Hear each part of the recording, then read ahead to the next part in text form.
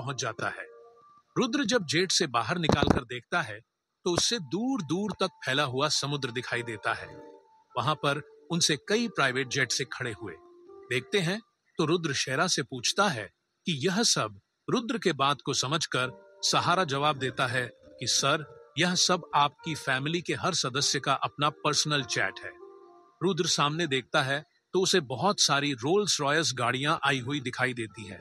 सारी गाड़ियां आकर रुकती है तो काली जल्दी से आकर एक रोल्स रॉयस का दरवाजा खोलना है जो ब्लैक कलर की है और उसमें रुद्र बैठ जाता है। बस सारे गाड़ियां निकल जाती है। वहां से तो रुद्र खिड़की से बाहर का नजारा देता है तो उसे दूर दूर तक फैला हुआ पार्क देखा है और उसे पार्क के बीच में से रास्ता होते हुए एक आलीशान महल की तरफ जाते हुए दिखाई देता है। रुद्र जब महल के पास पहुंचता है तो उसे वहां पर एक बड़ा सा फाउंटेन दिखाई देता है जिस पर यह शेर की आकृति बनी हुई थी और उसमें से पानी निकल रहा था। यह नजारा सच में बहुत ही सुंदर दिखाई दे रहा है। रुद्र गाड़ी से उतरकर सामने अंदर जाने ही वाला था कि तभी एक महिला जाकर उसे दरवाजे पर ही रोक देती है और कहती है कि हमारा बेटा 14 साल के बाद घर वापस आया है। उसे महिला के इतना कहने पर वहां पर एक बुढ़िंग महिला आती है जिसके हाथों में एक आरती की थाली थी। वह रुद्र की आरती करती है और फिर उसके माथे पर टीका लगाती है और फिर वह रुद्र को अंदर प्रवेश करने के लिए कहती है। रुद्र जब अंदर प्रवेश करता है तो उसके सामने एक बहुत ही आलीशान हाल दिखाई देता है। तभी वह बूढ़ी महिला रुद्र के पास आती है। वह महिला जल्दी से पहले रुद्र के माथे को चूमती है और रुद्र के गले लगकर रोती है। रुद्र जल्दी से उन्हें संभलता।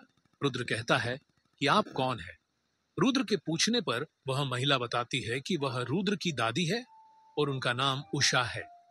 फिर वह रुद्र को अपने साथ वहां से दूसरी तरफ लेकर जाती है जहां रुद्र की फैमिली के बाकी सदस्य मौजूद है। रुद्र जब वहां पर पहुंचता है तो उसे अपने सामने बहुत सारे लोग बैठे हुए दिखाई देते हैं। रुद्र की दादी सबसे पहले रुद्र को उसके दादा के सामने ले जाकर कहती है कि वह रुद्र के दादा है, नारायण सिंघानिया। रुद्र जब सामने देखा है तो उसे एक आदमी सोने की कुर्सी पर दिखाई देता है जिस पर सोने के साथ साथ हीरे भी जड़े हुए हैं। नारायण सिंघानिया सामने देखता है तो वे उठकर रुद्र को पहले गले लगते हैं। फिर वह रुद्र का हालचाल लेते हैं। रुद्र से मिलने के बाद रुद्र फिर बाकी घर वालों को सदस्य की तरफ हाथ कर कहते हैं कि तुम बाकी के सदस्यों से भी मिल सकते हो। इतना सुनने के बाद रोहट फिर बाकी के सदस्यों की तरफ देखने लगता है तो वहां पर रुद्र को 2 पुरुष और 2 महिलाएं बैठी हुई दिखाई देती हैं। रुद्र पहले एक व्यक्ति के पास जाता है तो रुद्र से वह कहता है कि मैं तुम्हारा पिता आदित्य सिंघानिया हूं। यह कहकर रुद्र के गले लग जाता है। रुद्र को उनके बगल में एक महिला दिखाई देती है जिनकी आंखों से आंसू गिर रहे थे। रुद्रा फिल्म उनकी तरफ देखा है तो वह महिला कहती है कि मैं तुम्हारी मां अरुणा सिंघानिया हूं। इतना कहकर रुद्र की मां रुद्र के गले लग जाती है और फिर फोटो का रोने लगा दिया और कहती है कि मैं अपने बच्चों को 14 सालों से ही देखा नहीं और मैं तुम्हें अब कहीं जाने नहीं दूंगी। इतना कहकर वह फिर रोने लगती है। रुद्र जब यह सुनता है तो वह भी भावुक हो जाता है और अपनी मां के गले लगाकर उन्हें शांत होने देने लगता है। रुद्र उनसे मिलने के बाद सामने देखा है तो उसके पास एक व्यक्ति जाकर कहते हैं कि मैं तुम्हारा चाचा हूं, मेरा नाम नितेश सिंघानिया है। और वह फिर उनके गले लग जाता है तो वह उनके बगल में खड़ी हुई महिला को देखा है तो वह कहती है कि मैं तुम्हारी चाची हूं और मेरा नाम मंजू है, तुम मुझे छोटी मां का कर भी बुला सकते। इतना कहकर वह भी रुद्र के गले लग जाते हैं। रुद्र फिर इधर उधर देखने लगता है। फिर उसे कोई और दिखाई नहीं देता है तो उसके दादाजी पूछते हैं कि रुद्र क्या देख रहे हो? रुद्र उन्हें जवाब देते हुए कहता है कि दादाजी, मैं अपने भाई बहनों को देख रहा हूं कि क्या मेरा और कोई भाई या बहन नहीं है। तो वह कहते हैं कि रुद्र, तुम सिंघानिया परिवार के इकलौते बेटे हो। वह फिर बताते हैं कि तुम्हारे छोटे मन को कोई भी बच्चा नहीं हुआ है, इसी कारण केवल तुम ही हो। इस परिवार के बेटे और तुम्हारी मां कुछ कारणों की वजह से दूसरे बच्चे को जन्म नहीं दे सकती थी, इसी वजह से उन्होंने तुम्हारे अलावा किसी और को जन्म नहीं दिया है। यह सब कुछ सुनकर रुद्र उदास हो जाता है। तो रुद्र को उदास देखकर उसके दादाजी कहते हैं कि तुम्हारे मन में बहुत सारे सवाल होंगे, तो हम आज तुम्हें हर एक सवाल का जवाब देंगे। उनके इतना कहने पर रोज रुद्र को याद आता है कि उसके मन में तो बहुत सारे सवाल हैं। तो वह कहता है कि हाँ, मुझे आपसे मेरे सारे सवालों के जवाब चाहिए। तो वह रुद्र को कहते हैं कि पहले खाना खा लो, और वह फिर रुद्र के हर एक सवाल का जवाब देंगे। यहीं पर नारायण सिंघानिया के इशारे पर वहां पर खाने की टेबल पर हर तरह का खाना लगा शुरू हो जाता है। तो वह सब लेकर रुद्र को डाइनिंग टेबल की तरफ चले जाते हैं। तो रुद्र अपने सामने इतनी बड़ी डाइनिंग टेबल को देता है तो वह हैरान हो जाता है। मेन चेयर पर उसके दादा की बैठ जाते हैं और उसके बगल में उसकी दादी। तो उनके बगल में रुद्र के माता पिता और उनके सामने उसके चाचा चाचा बैठ जाते हैं। तो उसके दादाजी रुद्रा को सामने वाली चेयर पर बैठने के लिए कहते हैं। तो रुद्र वहां पर बैठ जाता है। वह कहते हैं कि यह चेयर तुम्हारे लिए ही खाली थी और आज से इस चेयर के हकदार तुम हो। जब सामने देखा है तो उसे अलग अलग तरह के बहुत सारे डिजीज दिखाई देती हैं। तो रुद्र से कहते हैं कि जो मन में आए वह खाओ। तो इतना कहकर रुद्र ही बिना कुछ करे खाने पर टूट पड़ता है। वह रुद्र को इस तरह से खाना खाता देखकर सभी लोगों के चेहरे पर हल्की से मुस्कान आ जाती है। इसी तरह हंसी मजाक के साथ खाना खाने के बाद भी सभी लोग वापस मीटिंग रूम की तरफ चले जाते हैं। वे रुद्र को एक चेयर पर बैठने के लिए कहते हैं। रुद्र के बैठने के बाद रुद्र की तरफ इशारा करते हुए कहते हैं कि तुम अब अपने सवाल पूछ सकते हो। अपने दादाजी की बात सुनकर रुद्र कहता है कि दादाजी, मुझे सबसे पहले यह जानना है कि अगर मैं सिंघानिया परिवार का बेटा हूं तो मैं 14 सालों से ऐसे अनाथ की तरह क्यों जी रहा था। उसके बात सुनकर उसके दादाजी पहले तो मुस्कुराए और फिर कहते हैं कि यह हमारे परिवार की परंपरा है। जब भी कोई हमारे परिवार में वारिस जन्म लेता है तो उसे 7 साल की आयु में उस घर से बाहर निकाल दिया जाता है और उसके 21वें जन्मदिन पर वापस घर बुला लिया जाता है, फिर से परिवार में शामिल कर लिया जाता है। तो रुद्र अपना दूसरा सवाल पूछते हुए कहता है कि आप लोग तो कभी मुझसे मिलने की तो बहुत दूर की बात, आपने तो कभी मुझे मुड़कर भी नहीं देखा। रुद्र की बात को सुनकर उसके दादाजी पहले तो मुस्कुराए और फिर कहते हैं कि हमने तुम्हारे लिए वहां पर तुम्हारी सुरक्षा के लिए एक अलग से सेना तैनात कराई थी जो हर वक्त तुम्हारी सुरक्षा करती थी और साथ ही तुम्हारी हर एक खबर भी हम तक पहुंचाने थे कि किस तरह तुम्हें लोगों ने bully किया और किस तरह से तुम्हें सताया। अपने दादाजी की बात को सुनकर पहले तो और रुद्र को विश्वास नहीं हुआ। फिर वह कहते हैं कि मैं कैसे मान लूं कि आप ही मेरी फैमिली है। रुद्र के इस बात पर पहले तो सब चौंक जाते हैं। फिर दादाजी मुस्कुराते हुए रुद्र की तरफ एक रिपोर्ट बढ़कर कहते हैं कि यह रही तुम्हारी अब तक की शायरी कुंडली, तुम्हारा ब्लड टेस्ट भी से है, तुम्हारे पिता आदित्य सिंह हानिया से मिलता है और इसके अलावा भी ऐसी बहुत सी चीज जो हम बता गए। इन सब को देखकर रुद्र कहता है कि आप मुझे यकीन हो चुका है कि मैं इस परिवार का बेटा हूं। रुद्र के दादाजी अब सीरियस होकर रुद्र से कहते हैं कि तुमने अपनी यह परीक्षा पूरी करके यह तो बता दिया कि तुम सिंघानिया खानदान के वारिस बनने के काबिल हो, लेकिन आप तुम्हें यह साबित करना होगा कि तुम हमारे इतने बड़े बिजनेस एम्पायर को संभालने के लिए काबिल हो। दादा के पास उनका रुद्र कहता है कि मुझे अब क्या से यह साबित करना होगा कि नहीं इतने बड़े एम्पायर के काबिल हूं। तो वह रुद्र से कहते हैं कि हम तुम्हें 3 साल का समय देंगे। इन 3 सालों में तुम्हें एक सक्सेसफुल कम बिजनेसमैन बनना होगा और हम तुम्हें बिजनेस शुरू करने के लिए 1000 करोड़ रुपए देंगे और तुम्हें इन 1000 करोड़ रुपए से एक सक्सेसफुल कंपनी भी बनानी होगी। तो रुद्र अपने दादाजी से पूछता है कि दादाजी, मुझे इन 1000 करोड़ रुपए से लगभग कितने पैसे कमाने होंगे जिससे यह साबित होगा कि मैं इतने बड़े बिजनेस एम्पायर को संभालने के काबिल हो चुका हूं।